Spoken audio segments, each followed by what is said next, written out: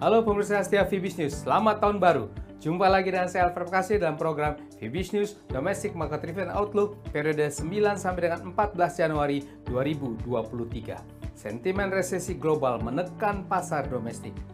Ya, pasar investasi dalam negeri pekan lalu diwarnai dengan sejumlah isu, di antaranya sentimen akan datangnya resesi global dan aksi jual investor asing kembali menekan IHSG di minggu pertama tahun 2023. Mata uang rupiah juga terkoreksi dari rally akhir tahunnya lalu.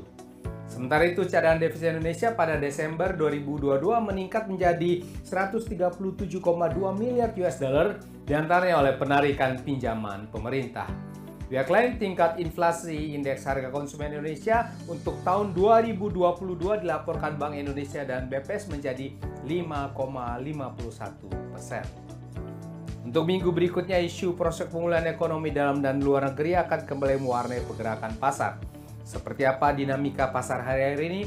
Berikut detail dari Fibis News Domestic Market Review and Outlook periode 9 sampai dengan 14 Januari 2023.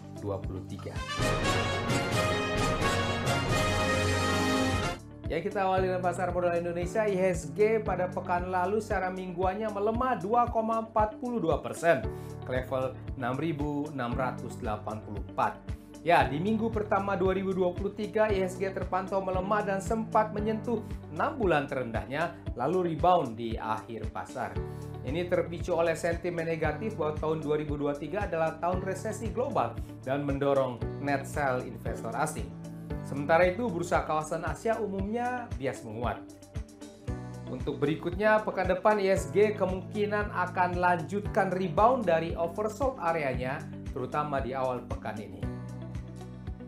Beralih ke mata uang rupiah, pekan lalu terkoreksi agak terbatas 0,39% secara mingguannya ke level Rp15.632 per US dollar.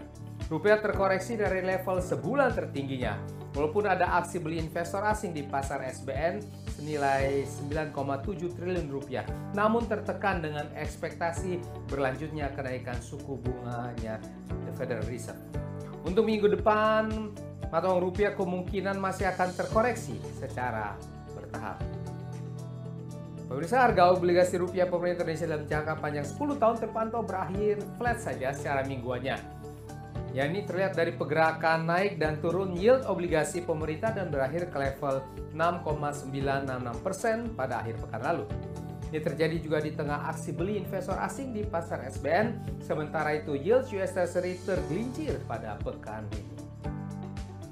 Pemirsa setia Fibis News, posisi cadangan devisa Indonesia pada akhir Desember 2022 mencapai 137,2 miliar dolar Amerika.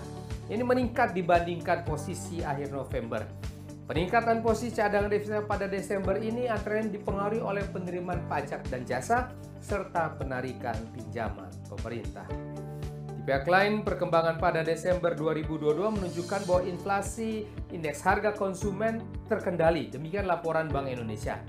Berdasarkan data BPS, inflasi IHK pada Desember 2022 tercatat menjadi 0,66% month to month, sehingga inflasi IHK sepanjang 2022 menjadi 5,51% year on year-nya. Ini meningkat dibandingkan inflasi IHK 2021 yang sebesar 1,87% year on year-nya. Dan juga lebih tinggi dari sasaran Bank Indonesia 3 plus minus 1%, terutama dipengaruhi oleh dampak penyesuaian harga bahan bakar minyak BBM bersubsidi pada September 2022 yang lalu. Berdasarkan data transaksi 2-5 Januari 2023, Bank Indonesia melaporkan non-residen di pasar keuangan domestik melakukan beli neto 8,05 triliun rupiah, terdiri dari beli neto 9,74 triliun rupiah di pasar SBN dan jual neto 1,68 triliun rupiah di pasar saham. Ya, demikianlah pemirsa setia Fibis News. Kita sudah membahas bersama Fibis News Domestic Market Review and Outlook periode 9 sampai dengan 14 Januari 2023. Saya di sini Alfred Bekasi mau diri sejenak. Baiklah, untuk kita semua stay safe, stay healthy. Salam Fibis.